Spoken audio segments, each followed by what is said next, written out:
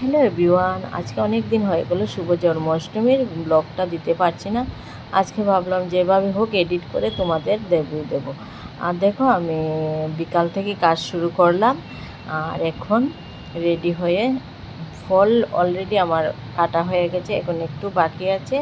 এখন ভোগটা আগে সাজাই, তারপরে একটু ফল বাকি আছে কাটার, ওটা কেটে নেব।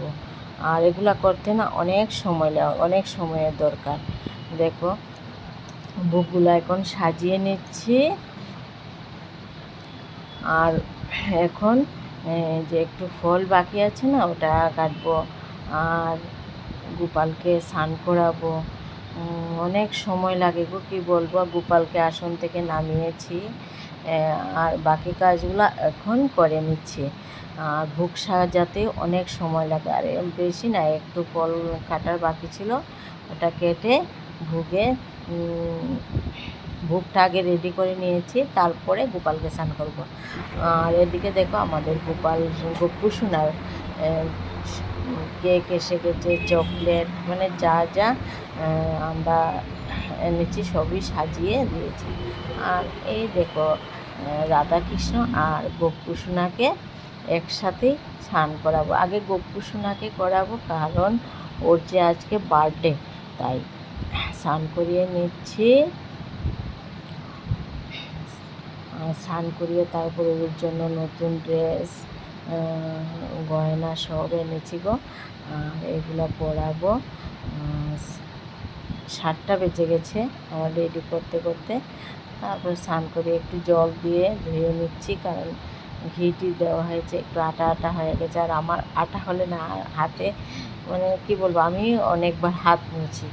আর গপ্পু সোনাকে মুছাবো না, এখন ওকে ড্রেস পরাবো। ও ড্রেস এনেছি গো, ড্রেসটি দেখাচ্ছি, অনেক সুন্দর ড্রেস।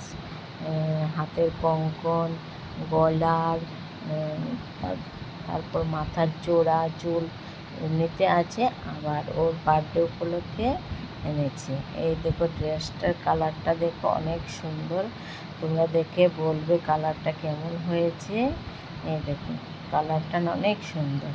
আর প্রথমে আমি উল্টা পরিয়ে নিয়েছিলাম গপ্পু সোনার ড্রেসগুলা, তারপরে আবার খুলে আবার ঠিকঠাক করে পরালাম।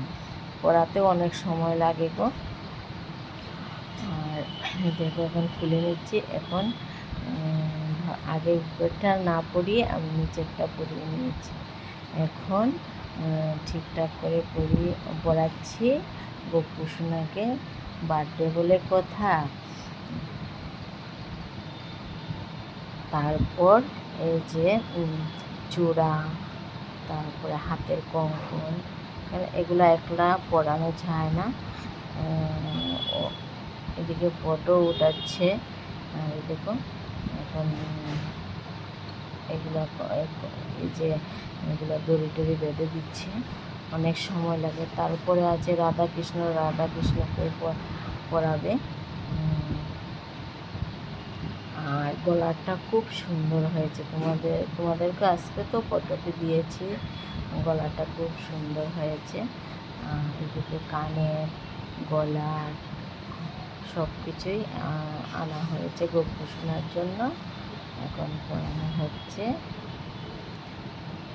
আর পরানোর শেষে তোমরা কমেন্ট করে একটু বলবে আমার গপ্পু সোনাকে কেমন লাগছে।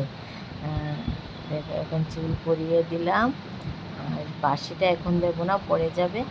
এই দেখো আমাদের গপ্পু সোনাকে কেমন লাগছে একটু কমেন্ট করে বলবে। এই যে গলারটা সব কিছু পরিয়ে নিয়েছি। কালারটা এখন আরতির পালা।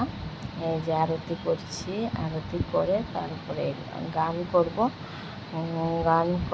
গানটা আমি লাইভের মাধ্যমে দেখিয়ে দিয়েছি, আর ভিডিও অনেক লম্বা হয়ে যাবে, সেই জন্য গানটা ভিডিও করিনি।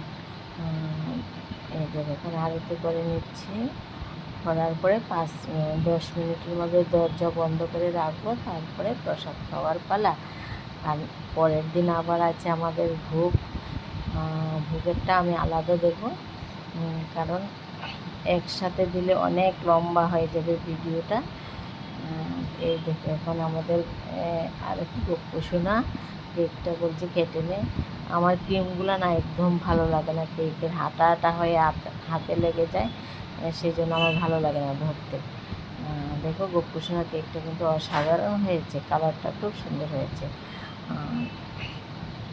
তারপর কাটা শেষ, এখন প্রসাদ 2-4 জন এসেছিল পাশের বাড়ির, ওদেরকে দিলাম, তারপর আমরাও খেয়ে নিলাম। আর আমার ব্লগটা কেমন লাগলো অবশ্যই জানাবে কমেন্টে। বাই বাই বন্ধুরা।